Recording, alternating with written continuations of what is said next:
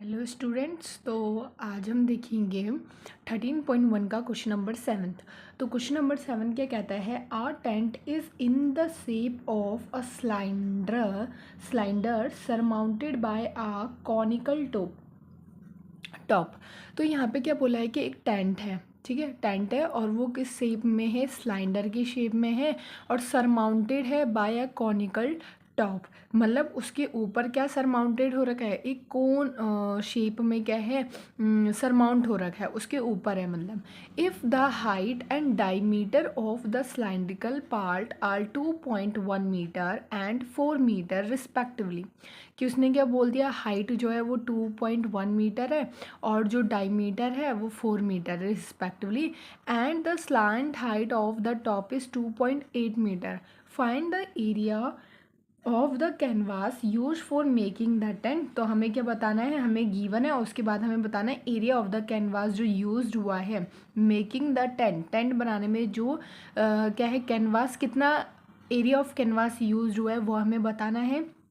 Also find the cost of the canvas of the tent at the rate of इतना। तो इसे हम बाद में देखेंगे। पहले हमें यहाँ पे क्या बोला है कि सिलेंडर है और उसके ऊपर सरमाउंटेड एक कॉनिकल टॉप, ठीक है। नोट देख लेते हैं। Note that the base of the tent will not be covered with canvas.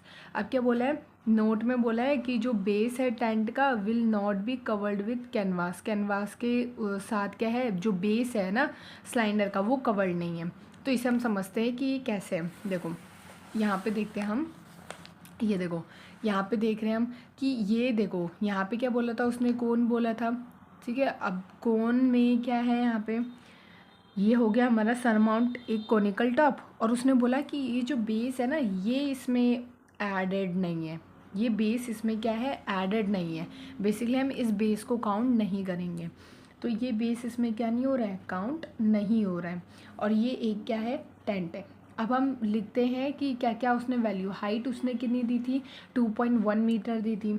तो जो सिलेंडर की हाइट दी थी उसने वो कितनी दी थी, 2.1 मीटर।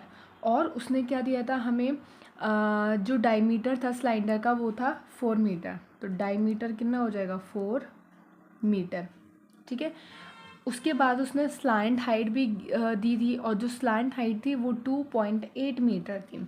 तो यहाँ पे क्या हो जाएगा, स्लैंट हाइट जो हो जाएगी वो कितनी हो जाएगी, 2.8 मीटर, ठीक है। फिर हमें क्या करना है, अब इसका एरिया फाइंड करना है। तो हम पहले गिवन लिख लेते हैं कि हमें क्या क्या गिवन है, ठीक है। तो गिवन लिखते हैं, सबसे पहले हमें क्या गिवन है, इसका डायमीटर। तो डायमीटर ऑफ सिलेंडर। तो सिलेंडर का डायमीटर कितना है, ये 4 है, 4 मीटर हो जाएगा।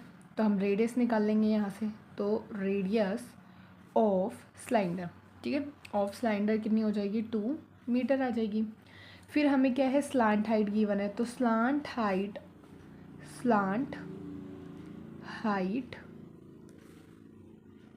ऑफ कोन कितनी गिवन है, हमें गिवन है 2.8 मीटर हमें गिवन है, ठीक है। उसके बाद क्या आएगा, उसके बाद और हमें क्या गिवन है, इसकी हाइट होगी, इसकी स्लांट हाइट होगी जो हमें क्या है गिवन है।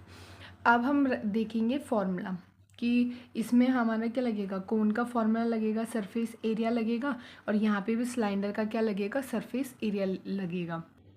देखो तो अब हम क्या निकालेंगे, यहाँ पे एरिया ऑफ कैनवास निकालेंगे हम, यहाँ पे area of canvas total area, ठीक है।